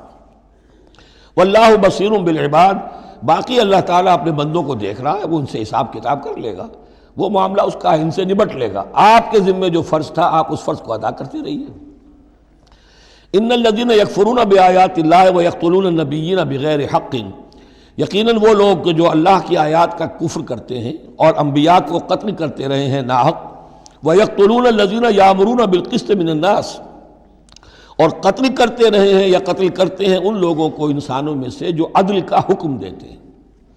اس لیے کہ انصاف کی بات تو پسند نہیں ہوتی کسی کو، سچی بات الحق مر، تو بہت سے مواقع پر ایسا ہوتا ہے کہ حق گوئی کی پاداش میں کوئی حق گو انسان جو ہے اسے اپنی جان سے ہاتھ دھونے پڑتے ہیں، تو یہاں پھر دیکھیے قسط کا معاملہ آیا ہے، عدل، اللہ قائم بالقسط ہے، اور اللہ کے محبوب بندے وہی ہیں کہ جو انبیاء کے علاوہ وہ لوگ کہ جو عدل کا حکم دیں، انصاف کا ڈنکا بجانے کی کوشش کریں، تو فرمایا وَيَقْتُلُونَ الَّذِينَ يَأْمُرُونَ بِالْقِسْطِ مِنَ النَّاسِ، تو ایسے لوگ جنہیں کہ جو کہ ایسے لوگوں کو قتل کریں فَبَشِّرْهُمْ بِعَذَابٍ أَلِيمٍ، تو اے نبی انہیں بشارت سنا دیجئے دردناک عذاب کی۔ اس میں ایک طنز ہے، بشارت، عذاب کی بشارت، یہ طنزیہ کلام ہے۔ اولئک الذین حبطت اعمالہم فی الدنیا والآخرہ، یہ وہ لوگ ہیں کہ جن کے تمام اعمال دنیا اور آخرت میں حبط ہو گئے۔ قریش کو یہ زوم تھا کہ ہم خادم کعبہ ہیں اور ہمارے پاس جو ہے یہ لوگ آتے ہیں، حج کرتے ہیں، ہم ان کی دعوت کرتے ہیں، کھانا کھلاتے ہیں، پانی پلاتے ہیں، سقایا ہے، تو ہماری اتنی خدمتیں ہیں اللہ تعالیٰ کے ہاں جو ہے ہمیں بہرحال ان خدمتوں کے حساب میں ہمیں بخش دیا جائے گا۔ فرمایا وہ سارے اعمال حبط ہو جائیں گے اگر وہ شکل نہیں ہے۔ اگر تو صحیح صحیح پورے دین کو اختیار کرو گے تو ٹھیک ہے، ورنہ یہ کہ اولئک الذین حبطت اعمالہم فی الدنیا والآخرہ، بڑے سے بڑے چیریٹی کے کام کیے ہوں، چیریٹیبل انسٹیٹیوشنز قائم کر دی ہوں، کوئی حیثیت نہیں رکھتی ہیں اللہ کے نگاہ میں۔ وما لہم من ناصرین، اور ان کا پھر کوئی مددگار نہیں ہوگا۔ الم تر الی الذین اوتوا نصیبا من الکتاب، کیا تم نے غور نہیں کیا ان لوگوں کی حالت پر جنہیں کتاب کا ایک حصہ دیا گیا تھا؟ اوتو مجہول کا صیغہ، یہ جیسا کہ میں نے عرض کیا جہاں کوئی مذمت کا پہلو ہوتا ہے تو اس میں یہ مجہول کا صیغہ آتا ہے۔ جنہیں کتاب کا ایک حصہ دیا گیا تھا، یدعون الی کتاب اللہ لیحکم بینہم، اب انہیں بلایا جاتا ہے اللہ کی کتاب کی طرف کہ وہ ان کے مابین فیصلہ کرے۔ ثم یتولی فریق منہم وہم معرضون، پھر ان میں سے ایک گروہ جو ہے پیٹھ موڑ لیتا ہے اعراض کرتے ہوئے، یعنی یہ کہ مانتے بھی ہیں کتاب کو لیکن اس کے فیصلے کو تسلیم کرنے کے لیے تیار نہیں۔ ذالک بانہم قالوا لن تمسنا النار الا ایاما معدودات، یہ مضمون آ چکا ہے سورہ بقرہ میں۔ یہ کیوں ڈھٹائی ہو رہی ہے کہ مانتے بھی ہیں اور پھر عمل نہیں کر رہے؟ انہیں بتایا جاتا تم اس کتاب پر ایمان رکھتے ہو، اس میں یہ لکھا ہے یہ سود حرام ہے، کیا کر رہے ہو، یہ شے حرام ہے، کس کام میں لگے ہوئے ہو؟ لیکن نہیں، کیوں اڑ جاتا ہے انسان؟ اس کی تشخیص کر دی۔ ذالک بانہم قالوا، یہ اس وجہ سے ہے کہ انہوں نے یہ عقیدہ گھڑ لیا ہے کہ لن تمسنا النار الا ایاما معدودات، ہمیں تو چھو ہی نہیں سکتی آگ جہنم کی مگر گنتی کے چند دن۔ جب یہ عقیدہ ہے تو پھر کاہے کو انسان دنیا کا نقصان برداشت کرے؟ بابر میں عیش کوش کے عالم دوبارہ نیست، حلال سے حرام سے جائز سے ناجائز سے جو بھی عیش حاصل کیا جا سکتا کرنا چاہیے، بخش تو دیا ہی جانا ہے۔ یہ عقیدہ ہے کہ جو در حقیقت ایمان بالآخرت کی نفی کر دیتا ہے۔ وَغَرَّهُمْ فِي دِينِهِمْ مَا كَانُوا يَفْتَرُونَ، اور انہیں دھوکے میں مبتلا کر دیا ہے ان کے دین نے، ان چیزوں نے دین کے معاملے میں دھوکے میں ڈال دیا جو انہوں نے افترا کر لیے، گھڑ لیے۔ اللہ نے تو کوئی ضمانت نہیں دی تھی، نہ لاؤ تورات لاؤ انجیل لاؤ، کہیں ضمانت نہیں ہے، یہ تو تمہارا من گھڑت عقیدہ ہے، اور اسی کی وجہ سے دین کے اندر تم اب بد دین یا بے دین ہو گئے ہو۔ فَكَيْفَ إِذَا جَمَعْنَاهُمْ لِيَوْمٍ لَا رَيْبَ فِيهِ، تو کیا حال ہوگا اس دن؟ اس وقت تو یہ بڑھ چڑھ کر باتیں بنا رہے ہیں، زبان درازیاں کر رہے ہیں، کیا ہوگا اس دن جب کہ ہم انہیں جمع کریں گے لِيَوْمٍ لَا رَيْبَ فِيهِ، اس دن جس دن کے بارے میں کوئی شک نہیں۔ وَوُفِّيَتْ كُلُّ نَفْسٍ مَا كَسَبَتْ، اور پھر ہر ذی نفس کو، ہر جان کو، ہر انسان کو پورا دے دیا جائے گا جو کچھ اس نے کمائی کی ہوگی۔ وَهُمْ لَا يُظْلَمُونَ، اور ان پر کوئی زیادتی نہیں ہوگی۔ اب اس کے بعد پھر ایک بڑی عظیم دعا آ رہی ہے۔ اس سورہ مبارکہ میں دعائیں بہت ہیں، یہ بھی بہت عظیم دعا ہے، اور یہ تو باقاعدہ تلقین کر کے کہا گیا ہے۔ کہیں تو ایسا ہوتا ہے لوگ ایسے دعا کرتے ہیں، یہاں ہے قل اللہم مالک الملک، کہو اے اللہ جو تمام بادشاہت کا مالک ہے، مالک الملک ہے، کل ملک اس کے اختیار میں ہے، تؤتی الملک من تشاء، تو حکومت اور اختیار دیتا ہے جس کو چاہتا ہے، وتنزع الملک ممن تشاء، اور سلطنت چھین لیتا ہے جس سے چاہتا ہے، وتعز من تشاء، اور تو عزت دیتا ہے جس کو چاہتا ہے، وتذل من تشاء، اور تو ذلیل کر دیتا ہے جس کو چاہے۔ بیدک الخیر، تیرے ہاتھ میں سب خوبی ہے۔ اس کے دونوں معنی ہیں، کل خیر خوبی تیرے ہاتھ میں ہے، دوسرے کہ تیرے ہاتھ میں خیر ہی خیر ہے۔ بسا اوقات انسان جسے اپنے لیے شر سمجھ بیٹھتا ہے وہ بھی اس کے لیے خیر ہوتا ہے۔ آسان تحبوا شیئا وہو شر لکم، وآسان تکرہوا شیئا وہو خیر لکم، انک علی کل شیء قدیر، یقیناً تو ہر چیز پر قادر ہے۔ تولج اللیل فی النہار، تو رات کو لے آتا ہے دن میں پرو کر، وتولج النہار فی اللیل، اور پھر دن کو نکال لاتا ہے رات میں سے پرو کر، وتخرج الحی من المیت، اور تو نکالتا ہے زندہ کو مردہ سے، وتخرج المیت من الحی، اور تو نکالتا ہے مردہ کو زندہ سے۔ اس کی بہترین مثال مرغی اور انڈا، مرغی میں جان نہیں ہے لیکن اسی میں سے چوزہ برآمد ہوتا ہے، زندہ ہے، اور وہ مرغی جو ہے وہی انڈا دے رہی ہے، تو گویا کہ اللہ تعالیٰ کے ہاں وہ چیز چل رہی ہے، تخرج الحی من المیت وتخرج المیت من الحی، وترزق من تشاء بغیر حساب، اور تو دیتا ہے جس کو چاہتا ہے بے حد و حساب۔ لا يتخذ المؤمنون الکافرین اولیاء من دون المؤمنین، اہل ایمان نہ بنائیں اپنے دوست کافروں کو، اولیاء ایسا دوست جو قلبی دوست ہو،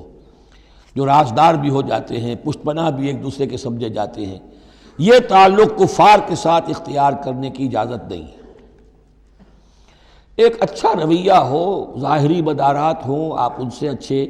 کلچرڈ طریقے پر بات کریں، تہذیب کے ساتھ، یہ اور بات ہے، لیکن دلی محبت، قلبی رشتہ، جذباتی تعلق، ان کی ایک ایسے باہمی مدد کا ایک رشتہ قائم کر لینا، پشت پناہ ہونے کا رشتہ بنا لینا، اس کی اجازت نہیں ہے۔ لا يتخذ المؤمنون الکافرین اولیاء من دون المؤمنین، اہل ایمان کو چھوڑ کر ان کے ساتھ یہ رشتہ قائم کرنا اللہ کو پسند نہیں۔ ومن یفعل ذلک فلیس من اللہ فی شیء، اور جو کوئی بھی یہ حرکت کرے گا پھر اس کا اللہ کے ہاں کوئی مقام نہیں ہوگا، کوئی رشتہ اللہ کا پھر اس کے ساتھ نہیں رہے گا۔ اللہ کے دشمنوں کے ساتھ تمہاری دوستی ہے تو ظاہر بات ہے کہ پھر اللہ کے ساتھ تمہارا کوئی تعلق نہیں رہا۔ الا ان تتقوا منہم تقا، سوائے یہ کہ تم ان سے بچاؤ کرنا چاہو، بچاؤ کے لیے۔ بعض اوقات ایسے حالات ہوتے ہیں کہ کھلے مقابلے کا ابھی موقع نہیں ہے، تو آپ طرح دے رہے ہیں، آپ وقت جو ہے یو آر بائنگ ٹائم، تو اس میں کوئی ظاہری خاطر مدارات کا مسئلہ بھی ہو جائے تو کوئی حرج نہیں ہے، لیکن یہ کہ مستقل واقعی قلبی محبت قائم کر لینا یہ جائز نہیں ہے۔ ویسے یہ کہ اسی پھر آیت کے اسی الفاظ کو ہمارے ہاں اہل تشیع نے تقیہ کی جڑ بنا دیا ہے، لیکن انہوں نے اسے پہنچا دیا اس حد تک کہ جھوٹ بھی بولو، اپنے عقائد بھی چھپا لو، اور اس کے لیے دلیل یہاں سے لاتے ہیں۔ لیکن یہ بالکل ایک دوسری شکل ہے کہ یہ صرف ایک ظاہری مدارات کی حد تک، ایک حد تک، یہ نہیں کہ آپ جھوٹ بولنے پر آ جائیں اور آپ ایک چیز کو چھپانے پر آ جائیں، بس یہ ہے کہ آپ اس وقت تک، جیسے ہم پڑھ چکے ہیں سورہ بقرہ میں، کہ اگرچہ یہ یہودی جو ہیں ان کے دلوں کے اندر آگ بھری ہوئی ہے تمہارے خلاف، لیکن یہ فاصفحوا فاعفوا واصفحوا، ابھی ذرا درگزر کرتے رہو، ابھی فوری طور پر ان کے ساتھ جو ہے معاملہ کوئی مقابلے وغیرہ کا شروع کرنا مناسب نہیں۔ اس حد تک مصلحت بینی تو صحیح ہے، لیکن یہ نہیں کہ جھوٹ بولا جائے معاذ اللہ۔ وَيُحَذِّرُكُمُ اللَّهُ نَفْسَهُ، اور اس میں بھی اب اور نرمی کر دی، اللہ تمہیں ڈراتا ہے اپنے آپ سے، اللہ سے ڈرو، یعنی کسی اور سے ڈر کر خواہ صرف خاطر مدارات کر لینا بھی صحیح نہیں ہے، لیکن یہ کہ بہرحال ضرورت ہے، کسی وقت مصلحت ہے تو کرو، لیکن یہ کہ اصل تمہارے دل میں خوف اللہ کا رہنا چاہیے۔ وَإِلَى اللَّهِ الْمَصِيرُ، اور اللہ ہی کی طرف تمہیں لوٹ جانا ہے۔ قُلْ إِن تُخْفُوا مَا فِي صُدُورِكُمْ وَتُبْدُوهُ يَعْلَمُ اللَّهُ، یہ پھر وہی آیت آ گئی ہے جو سورہ بقرہ کے آخر میں آئی تھی، لِلَّهِ مَا فِي السَّمَاوَاتِ وَمَا فِي الْأَرْضِ وَإِن تُبْدُوا مَا فِي أَنفُسِكُمْ أَوْ تُخْفُوهُ يُحَاسِبْكُم بِهِ اللَّهُ، یہاں فرمایا قُلْ إِن تُخْفُوا مَا فِي صُدُورِكُمْ، کہہ دیجئے کہ اگر تم چھپاؤ جو کچھ کہ تمہارے سینوں میں ہے، او تبدوہ، یا تم اسے ظاہر کر دو، یعلمہ اللہ، اللہ تعالیٰ اس کو جانتا ہے۔ تمہارے ظاہر کرنے چھپانے سے اللہ سے کوئی تعلق نہیں ہے، ایک دوسرے سے چھپا سکتے ہو، ظاہر کر سکتے ہو، اللہ سے نہیں۔ وَيَعْلَمُ مَا فِي السَّمَاوَاتِ وَمَا فِي الْأَرْضِ، اور وہ جانتا ہے جو کچھ کہ آسمانوں میں اور زمین میں ہے۔ وَاللَّهُ عَلَىٰ كُلِّ شَيْءٍ قَدِيرٌ، اور اللہ تعالیٰ ہر چیز پر قادر ہے۔ یوم تجد کل نفس ما عملت من خیر محضرا، اس دن کا تصور کرو جس دن ہر جان، ہر نفس موجود پائے گا، حاضر کیا ہوا پائے گا ہر وہ عمل جو اس نے کیا ہوگا۔ فمن یعمل مثقال ذرۃ خیرا یرہ ومن یعمل مثقال ذرۃ شرا یرہ، یوم تجد کل نفس ما عملت من خیر محضرا وما عملت من سوء، جو نیکی کی ہوگی اسے بھی موجود پائے گا، اور جو بدی کمائی ہوگی وہ بھی موجود پائے گا۔ تود لو ان بینہا وبینہ امدا بعیدا، اور ہر جان یہ چاہے گی، ہر انسان یہ چاہے گا کہ کاش میرے اور میرے اعمال نامے کے درمیان بڑا فاصلہ آ جائے، میں اسے دیکھوں بھی نہ، میری نگاہ بھی اس پر نہ پڑے۔ وَيُحَذِّرُكُمُ اللَّهُ نَفْسَهُ، اور اللہ ڈرا رہا ہے تمہیں اپنے آپ سے، یعنی تقویٰ رکھنا ہے تو اس کا کرو، ڈرنا ہے تو اس سے ڈرو، خوف کھانا ہے تو اس سے کھاؤ۔ وَاللَّهُ رَءُوفٌ بِالْعِبَادِ، اور اللہ تعالیٰ اپنے بندوں کے حق میں بہت شفیق ہے، یعنی یہ وارننگز اسی لیے دے رہا ہے کہ تمہاری عاقبت برباد نہ ہو، بار بار سمجھا رہا ہے۔ قُلْ إِن كُنتُمْ تُحِبُّونَ اللَّهَ، یہ آیت بہت معروف بھی ہے، مسلمانوں کو پسند بھی ہے۔ ہمارے ہاں جو وعظ ہوتے ہیں، تقاریر ہوتی ہیں، تو اس کے اندر بہت کثرت سے کوٹ ہوتی ہے، قُلْ إِن كُنتُمْ تُحِبُّونَ اللَّهَ فَاتَّبِعُونِي يُحْبِبْكُمُ اللَّهُ، اے نبی کہہ دیجئے کہ اگر تم لوگ چاہتے ہو کہ اللہ سے محبت کرو، اگر تم اللہ سے محبت کرتے ہو،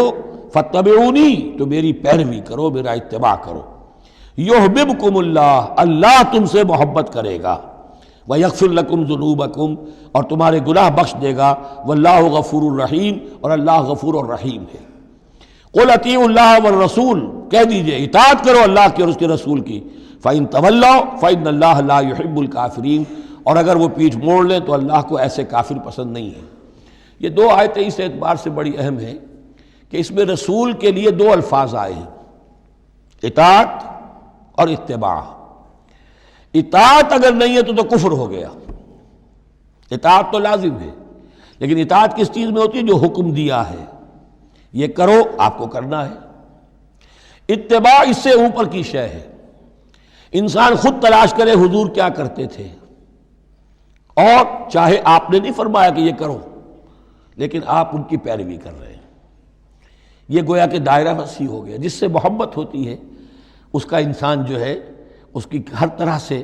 اس کے ساتھ ایک مناسبت پیدا کرنا چاہتا ہے، کیسا لباس اس کا ہے ویسا ہی لباس اپنا بنائے، کیا چیزیں اس کو پسند ہیں کھانے میں وہی چیزیں خود بھی کھائے اور پسند کرے۔ تو یہ چیزیں جس کا حکم نہیں ہے، جیسے کہ ایک صحابی کا واقعہ آتا ہے کہ وہ ایک مرتبہ آئے اور انہوں نے اس وقت یہ دیکھا، ایک ہی مرتبہ آئے ہوں گے کہیں باہر سے بدو صحابی، کہ حضور کے کرتے کے بٹن لگے ہوئے نہیں تھے۔ انہوں نے ساری عمر پھر اپنے کرتے کے بٹن نہیں لگائے، حضور نے حکم تو نہیں دیا تھا، دیکھا یہ کہ محمد اس شان میں تھے اس وقت، تو پھر اس کے بعد اسی کو لازم کر لیا۔ اس اتباع میں یہ بات بھی آ جائے گی کہ اگرچہ دین کے کچھ تقاضے ایسے ہیں کہ جس درجے میں محمد الرسول اللہ صلی اللہ علیہ وسلم نے ان کو پورا کیا،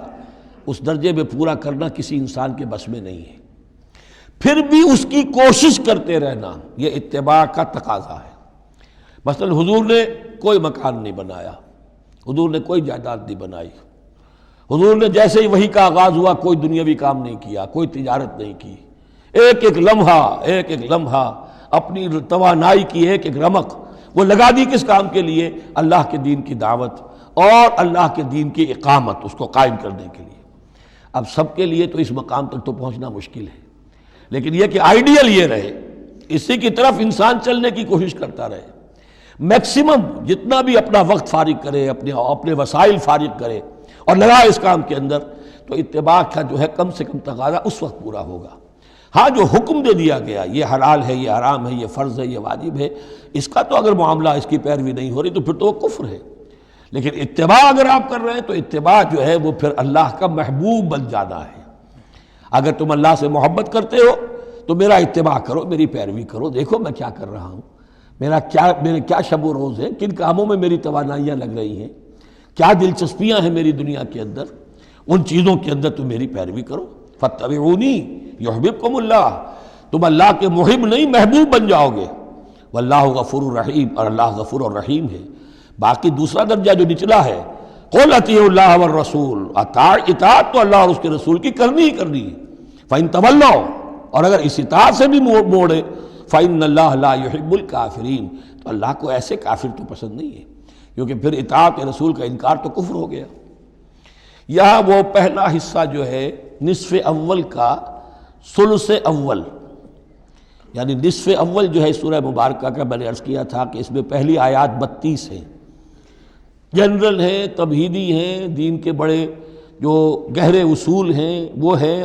دعائیں تلقین کی گئی ہیں، محکمات اور متشابہات کا فرق واضح کیا گیا ہے۔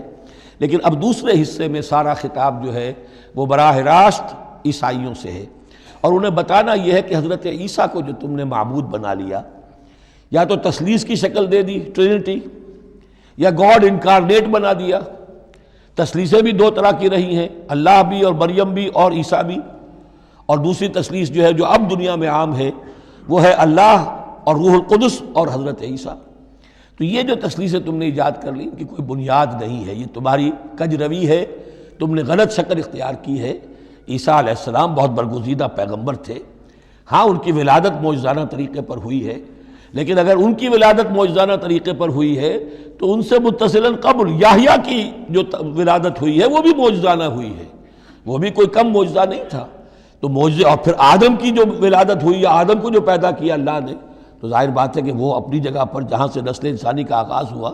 تو یہی بات اگر دلیل ہو جائے الوہیت کی تو یہ تو پھر آدم کو بھی الہ مانو اور یحییٰ کو بھی الہ مانو، تو ساری بحث اس پر ہو رہی ہے۔ ان اللہ اصطفیٰ آدم و نوحا وآل ابراہیم وآل عمران علی العالمین،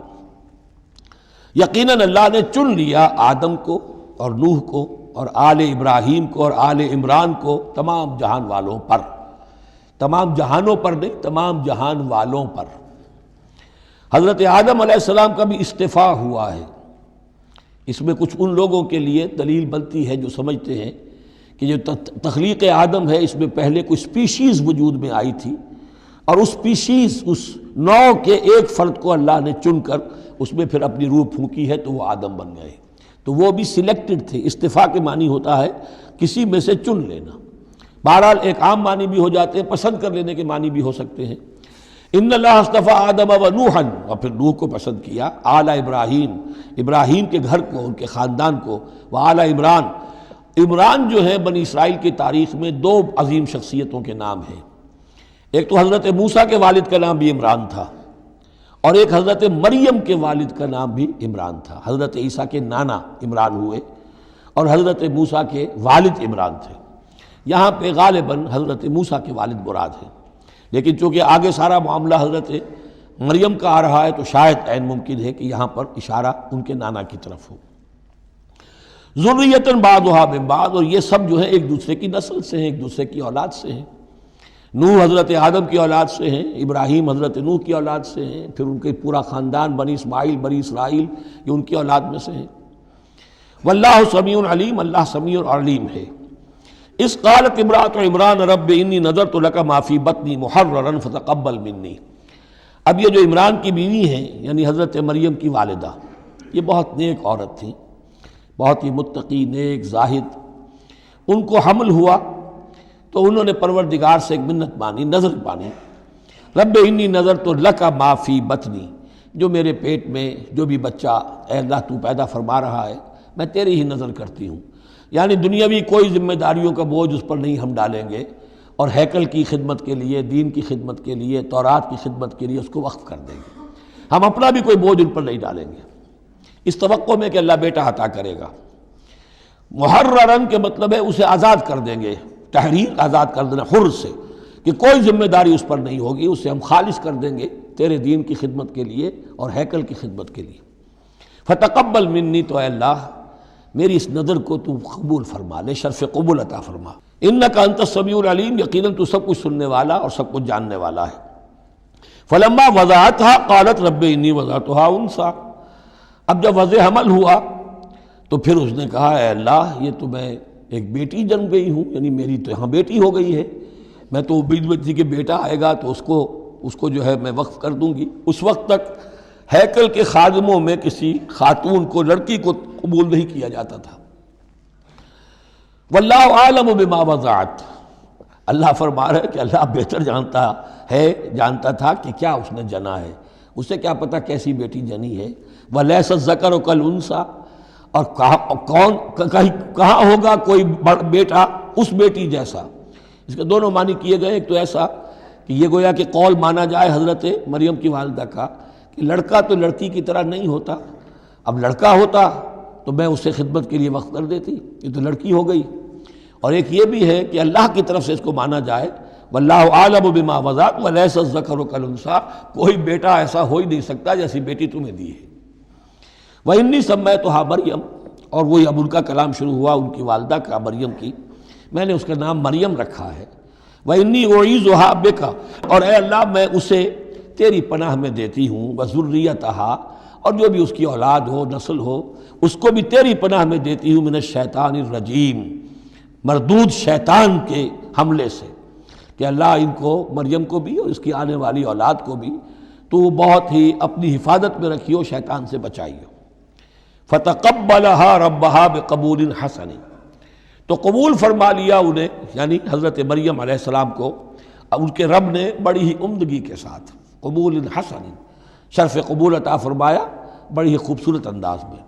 وانبتها نباتا حسنا، اور ان کی پرورش کی بہت ہی عمدہ طریقے پر، بہت اعلیٰ طریقے پر۔ وکفلها زکریا، اور ان کو کفالت میں دے دیا، تربیت میں دے دیا حضرت زکریا کے۔ یہ حضرت زکریا جو ہیں یہ خالو تھے حضرت عیسیٰ علیہ السلام کے، حضرت مریم کے خالو۔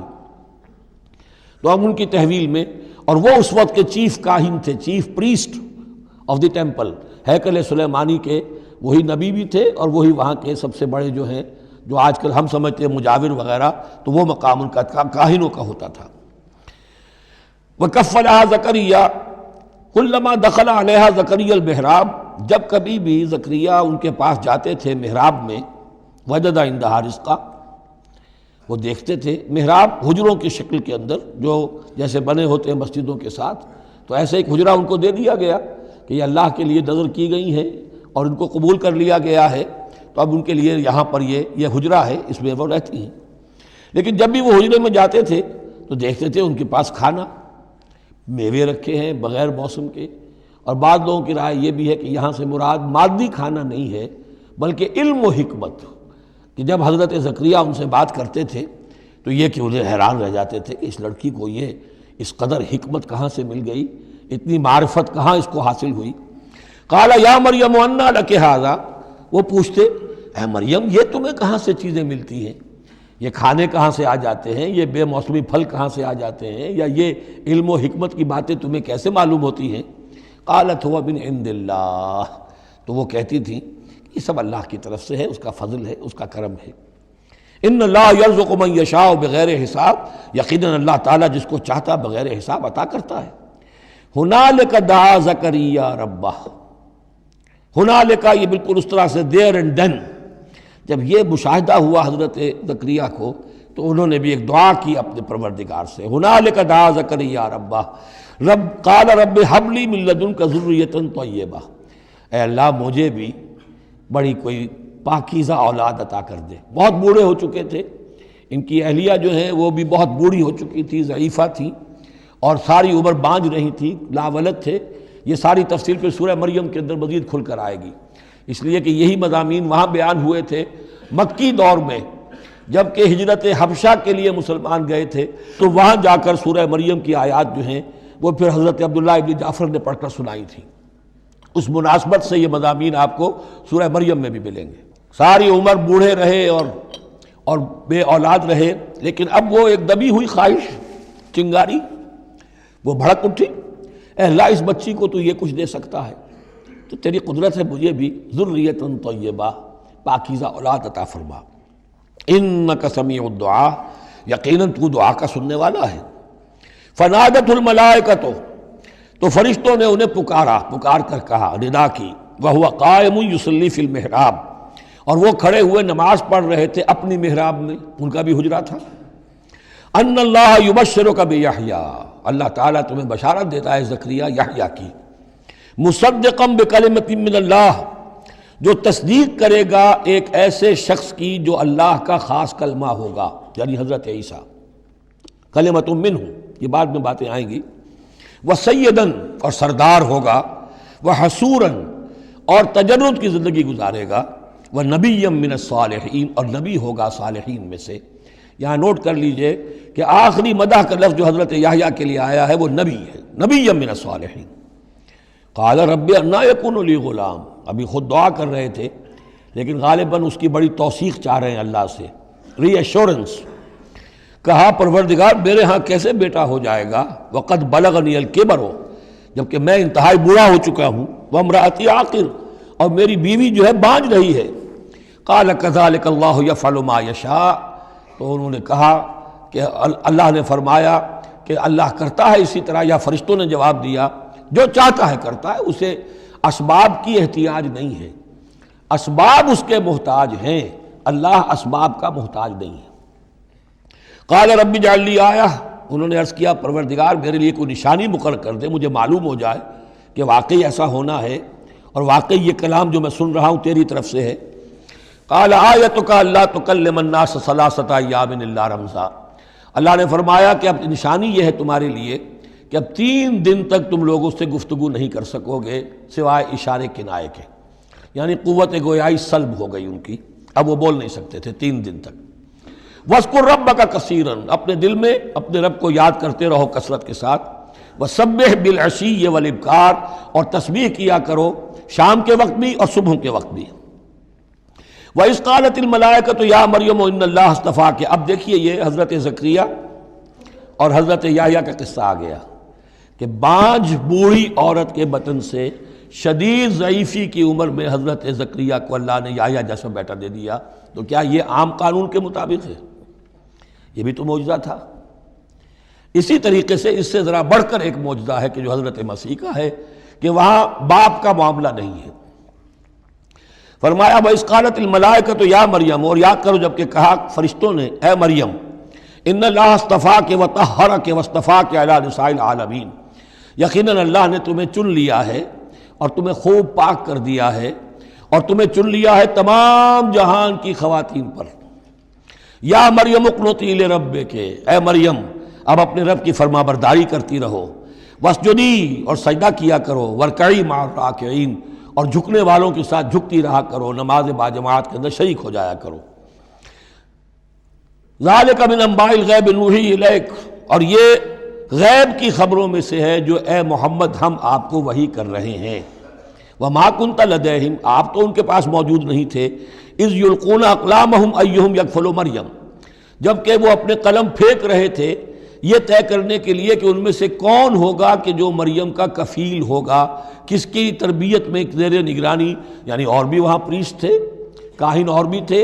ان سب میں سے ہر ایک چاہتا تھا کہ یہ بچی جو ہے میری تحویل میں ہو، میں تربیت کروں، جسے اللہ کے نام پر جو ہے اس طرح وقف کر دیا گیا ہے۔ لیکن یہ کہ جب وہ اس طریقے سے اپنے قلم پھینک کر کچھ جیسے ہوتا ہے کوئی ذائچہ نکالنا یا کسی طرح کا معاملہ تو طے کر رہے تھے، اس میں اللہ نے حضرت زکریا کا نام نکال دیا تھا۔ تو اے نبی اس وقت تو آپ تو وہاں نہیں تھے، وما کنت لدیہم یختصمون، اور نہ آپ اس وقت تھے جبکہ وہ آپس میں جھگڑ رہے تھے۔ اذ قالت الملائکۃ یا مریم ان اللہ یبشرک بکلمۃ منہ، اب یاد کرو جب کہ کہا فرشتوں نے اللہ سے، کہ فرشتوں نے مریم سے کہ یقیناً اللہ تعالیٰ تمہیں بشارت دے رہا ہے ایک ایسی ہستی کی جو خاص کلمہ ہوگا اس کی جانب سے، اسمہ المسیح عیسی ابن مریم، اس کا نام ہوگا المسیح عیسیٰ مریم کا بیٹا، وجیہاً فی الدنیا والآخرہ، باعزت ہوگا، مرتبے والا ہوگا دنیا میں بھی اور آخرت میں بھی، ومن المقربین، اور بہت ہی اللہ کے مقربین بارگاہ میں سے ہوگا، بہت مقرب، وَيُكَلِّمُ النَّاسُ فِي الْمَهْدِ وَكَهْلًا، اور وہ لوگوں سے گفتگو کرے گا گود میں بھی اور پوری عمر کا ہو کر بھی۔ کہولت 40 برس کے بعد آتی ہے، اور حضرت مسیح اٹھا لیے گئے، رفع سماوی ہوا 33 برس کی عمر میں، گویا کہ اس آیت کا تقاضا ابھی پورا نہیں ہوا ہے۔ اور اس سے اندازہ کر لیجیے اس کے کہنے کی ضرورت کیا تھی، پوری عمر کو پہنچ کر تو سبھی بولتے ہیں، اس کا اشارہ کیوں کیا گیا یہاں؟ اس لیے کہ ہمیں معلوم ہو جائے کہ حضرت مسیح پر ابھی موت واقع نہیں ہوئی ہے، بلکہ وہ واپس آئیں گے دنیا میں، دوبارہ اتریں گے، پھر ان کی وہ عمر بھی ہوگی، پھر وہ شادی بھی کریں گے، ان کی اولاد بھی ہوگی، اور ان کے ذریعے سے اللہ تعالیٰ یہ نظام خلافت علی منہاج النبوت کو پوری دنیا میں قائم کرے گا۔ وَيُكَلِّمُ النَّاسَ فِي الْمَهْدِ وَكَهْلًا، اور وہ گفتگو کرے گا لوگوں سے اپنے گود میں بھی، تمہاری گود میں بھی، پگھوڑے میں بھی،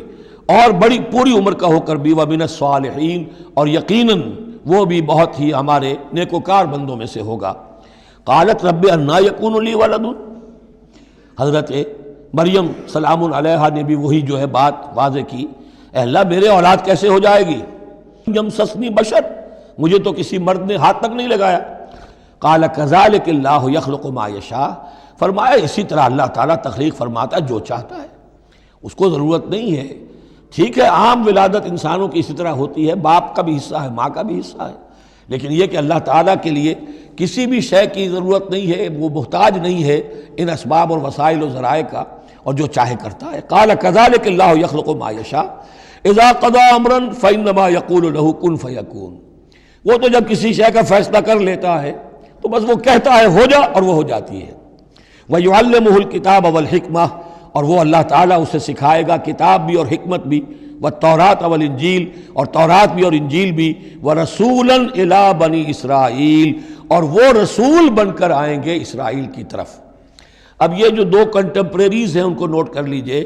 کہ حضرت یحییٰ کے بارے میں نبیم من الصالحین پر آ کر بات ختم ہو گئی، اور حضرت عیسیٰ کے بارے میں رسولاً الی بنی اسرائیل، بنی اسرائیل کی طرف رسول ہو کر آئیں گے۔ حضرت یحییٰ صرف نبی تھے، اسی لیے وہ قتل بھی کر دیے گئے۔